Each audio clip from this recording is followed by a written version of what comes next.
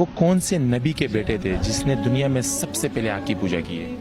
आग की पूजा की नबी के बेटे थे, फिर उसके बाद इस्लाम में दाखिल में वो। आग की पूजा तो मतलब ये तो मुस्लिम तो कोई नहीं कर सकते।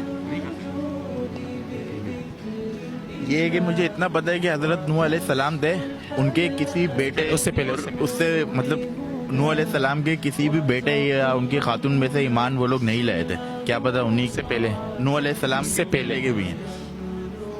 नहीं है इस्लाम से पहले हज़रत इदरीस अलैहिस्सलाम थे, इदरीस अलैहिस्सलाम से भी पहले, हज़रत इदरीस अलैहिस्सलाम से पहले शीस अलैहिस्सलाम थे, उससे भी पहले। नहीं है। इतना कुछ याद नहीं होता, बाहर आते हैं थोड़ा माइंड चेंज हो जाता है। ये तो मतलब एक नॉलेज का सवाल है पूरी।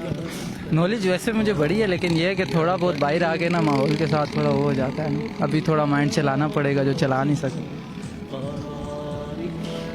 काबिल ने सबसे पहले जो है ना आग का पूजा किया था, आदम अलैहिस्सलाम के जो बेटे थे।